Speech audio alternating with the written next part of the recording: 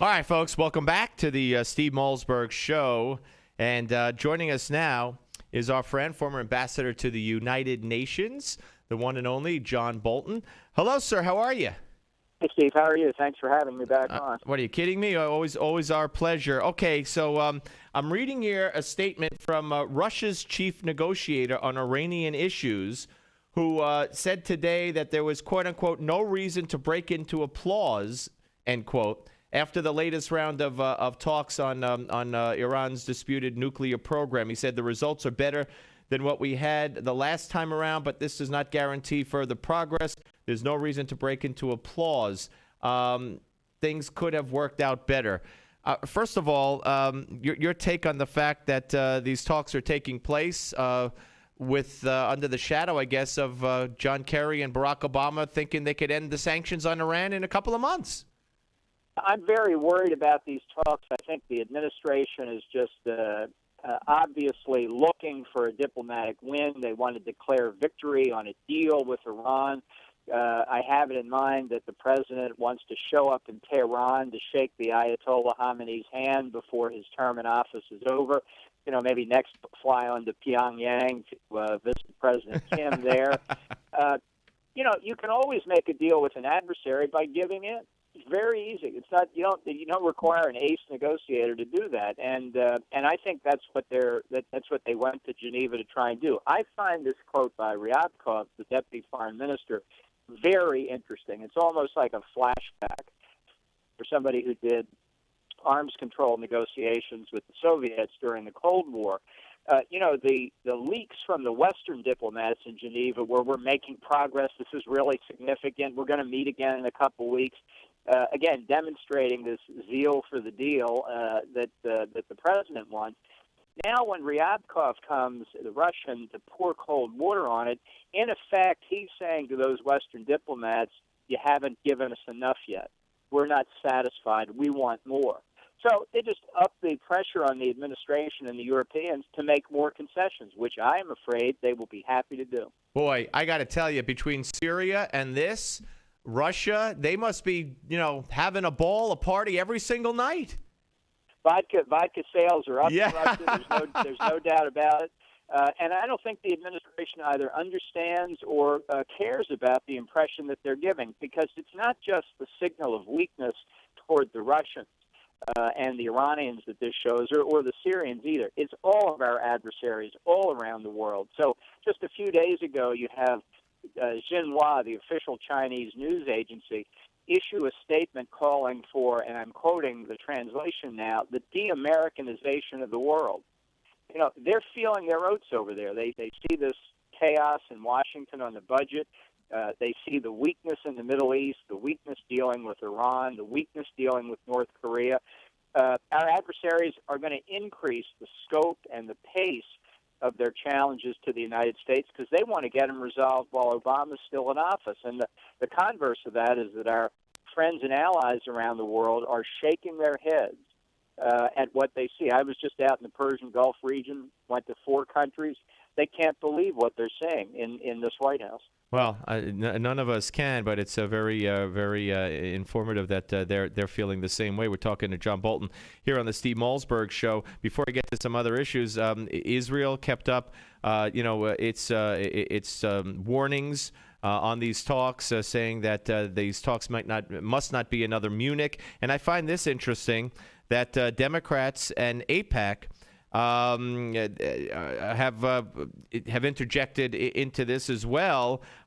They're very disturbed. I see a picture here of the Senator Menendez from New Jersey, Charles Schumer, and others, very concerned about the statements the administration has made regarding the lifting of sanctions in a relatively short time frame. Well, I think that's a good sign if the president's own party begins to desert him on this. But I think the president now, entering the 6th year, about to enter the 6th year of his 8-year term, he sees the big neon sign that says legacy. And I very much fear that what he said in his first inaugural address, which is we will extend an open hand to North Korea and Iran if they will merely unclench their fist, he is determined to do that. I think he sees that as as part of his legacy, and even criticism from responsible Democrats on this issue is not going to slow him down. So, with regard to what the Russian foreign minister said, and basically, as I read this story, they're talking about sequencing. The lack of general understanding about sequencing, which is a reference to the Iran's insistence that the West revoke their sanctions before they scale back any enrichment of uranium. That's what the Russians are complaining about, that not enough progress was made and there's no trust between the two parties. So where do you think we go from here?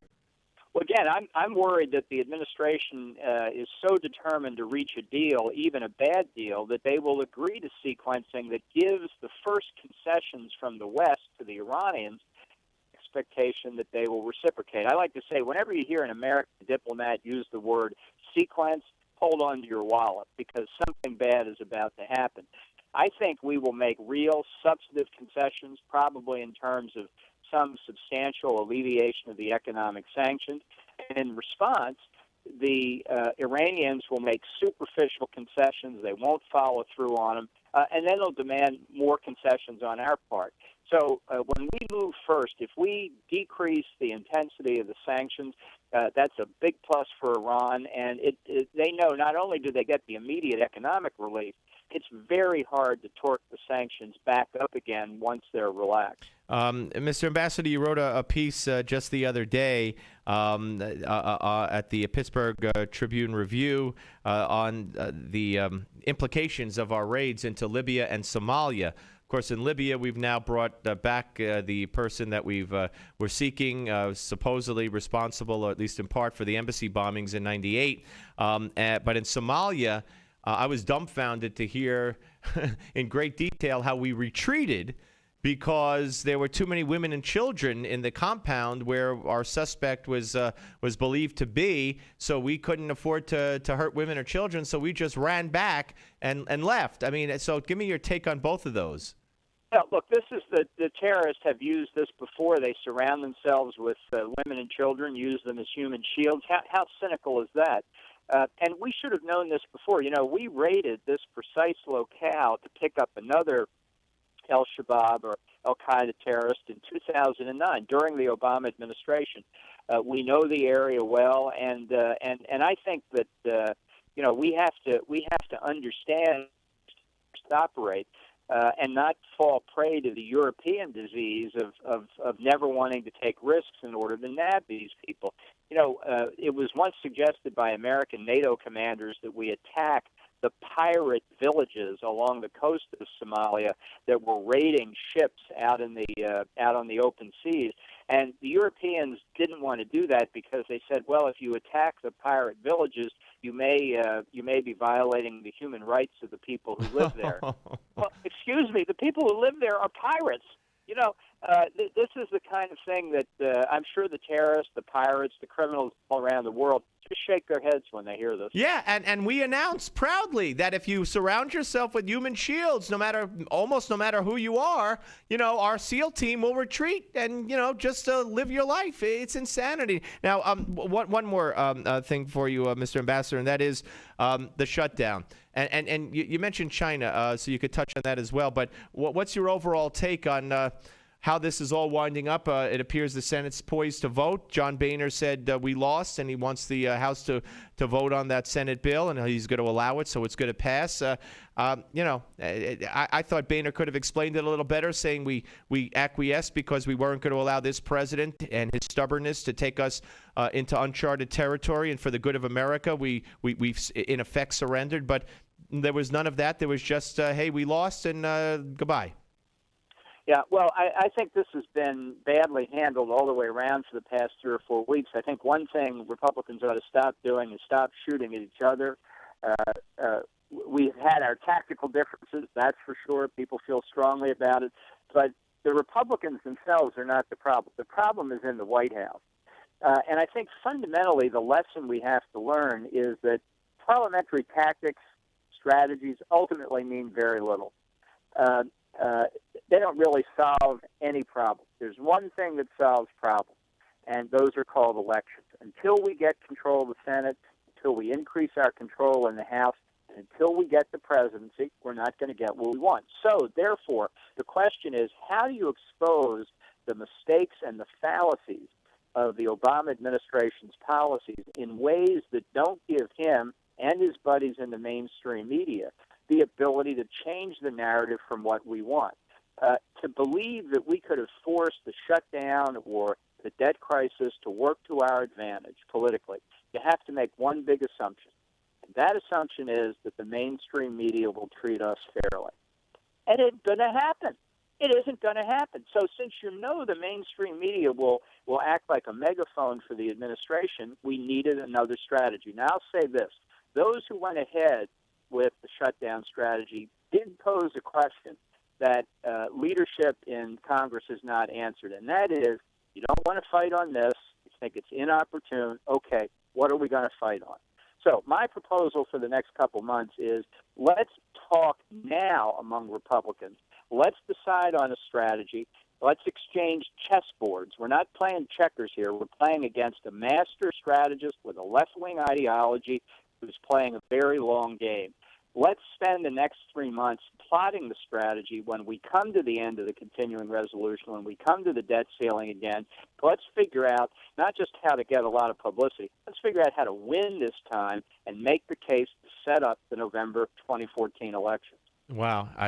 Your voice is sorely needed within the inner circle of the leadership of this party because I don't think that there's anybody there who could think of what you just said or what I've been saying all show long on their own. I really don't. I don't think they have it in them, and I don't think they're that coordinated, and I don't think they think that far ahead, and it's a shame. And I don't see how anything's going to be different next time around unless they do exactly what you said.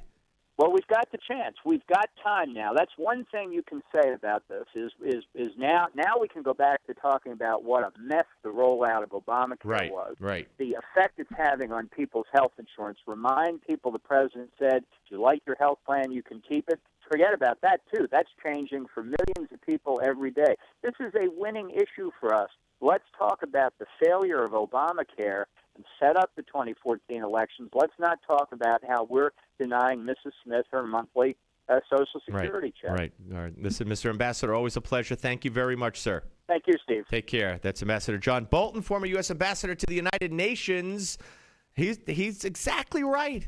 They got to start tomorrow. Come up with a strategy. Come up with a strategy to present to the president going forward, come up with a strategy to present to the American public, which they should have had in anticipation of this loss.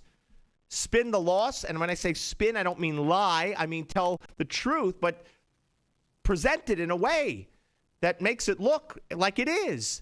The Republicans, they could have stuck together, but then we would have had a disaster in this country because the president wouldn't negotiate anything. So what does that say about the president? He was sticking to his guns. He was willing to allow default. The Republicans were not. Who's the hero here? Who's the villain? They can't present it that way. We lost. We tried. Come on. I don't know. I really don't. I don't know. All right. Great to hear from John Bolton. We're going to get to the phones when we come back. 877 Newsmax. Steve Malzberg Show, Newsmax TV and Radio.